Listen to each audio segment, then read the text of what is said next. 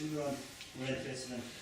I think that's thing, just reiterating what Tom was saying earlier on, that the anti-cuts campaign needs every second, so it's open to ND, it's certainly organised by the Trades Council, but it's open to ND, it stays within Clydebank, it works within Clydebank, and that's the second Monday of the month down in the Unemployed Workers Centre. I'm going to ask Davy to say a few words and then... Just on the last point, I thought of important.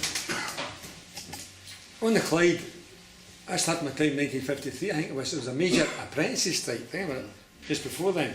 There was a major apprentices strike, I think it was 90s, I was in the army so I missed that, but the apprentices were part of the trade union movement. When you started in the yard, the first thing you did was join the union. The guy came up and says, you're a bailiff mate or you're a draftsman, so you join that particular union. So you learnt your trade with the guy, but you also went to the meetings.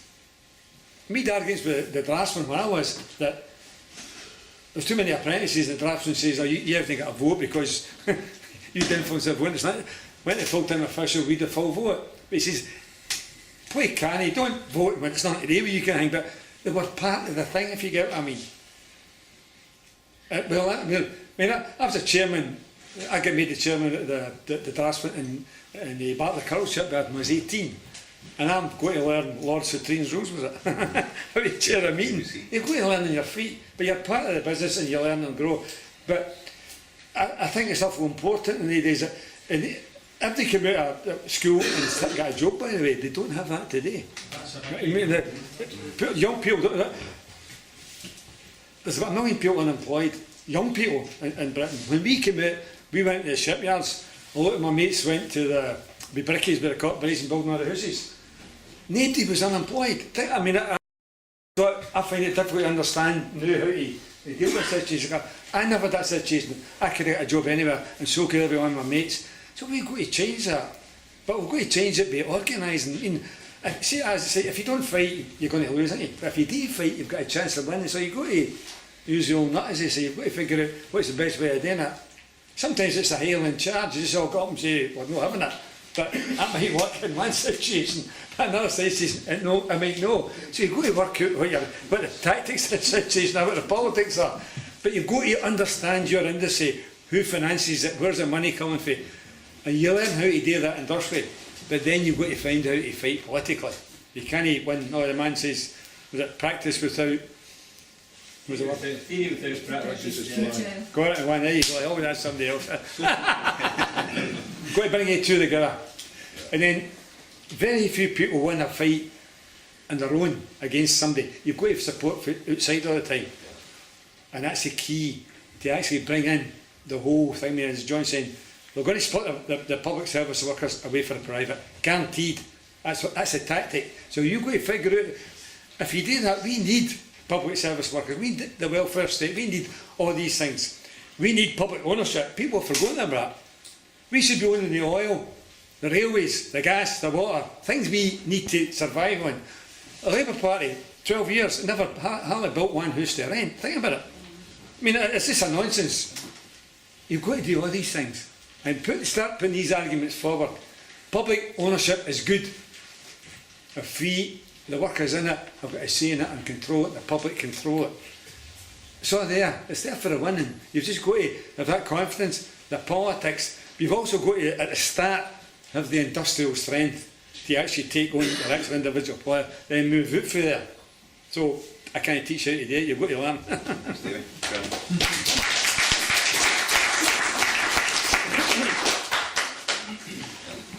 Well, I think David said most of the things that I wanted to say. Basically 2 points. The first is the importance of political understanding. There are very deep political traditions on Clydeside.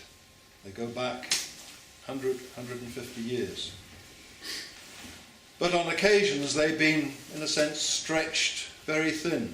That generation that carries them forward has been eroded away,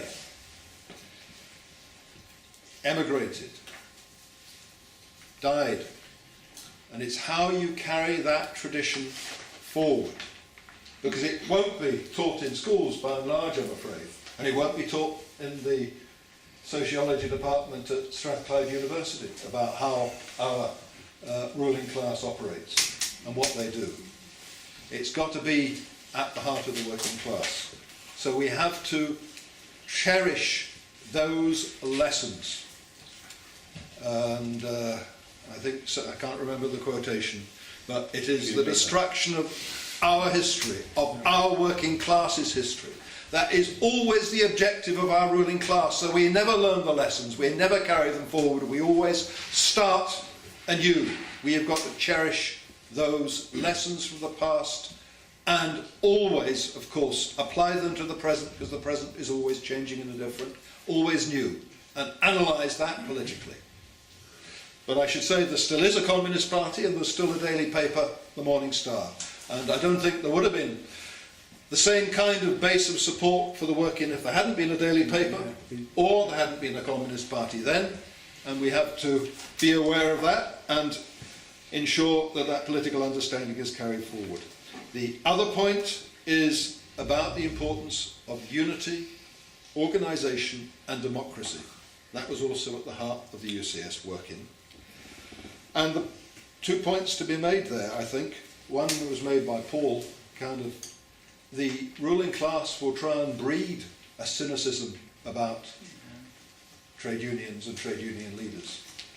I think I remember picking up a Daily Mail at some point where it's been given out free because they can't manage to sell it anymore.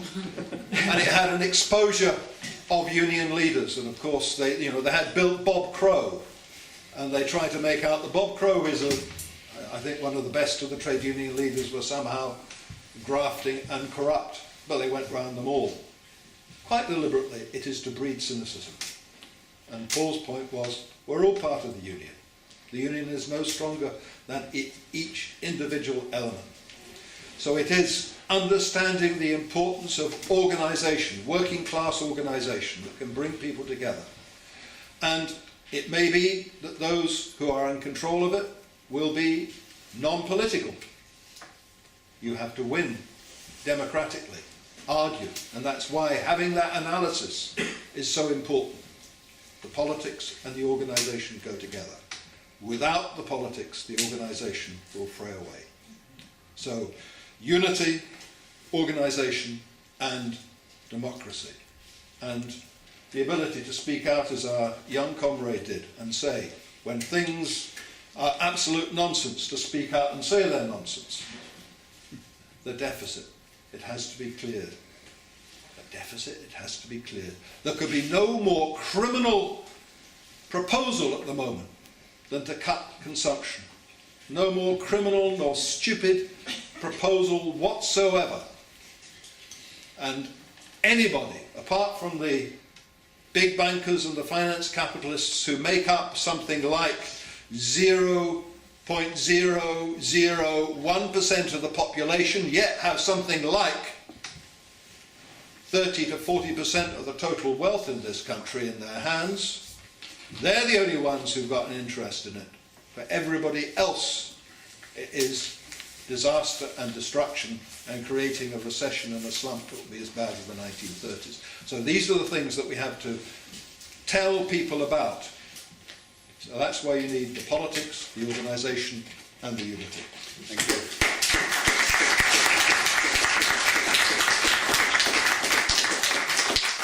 Can I thank the panel for leading tonight's discussion and ask for a round of applause for the full panel. I think it was a good...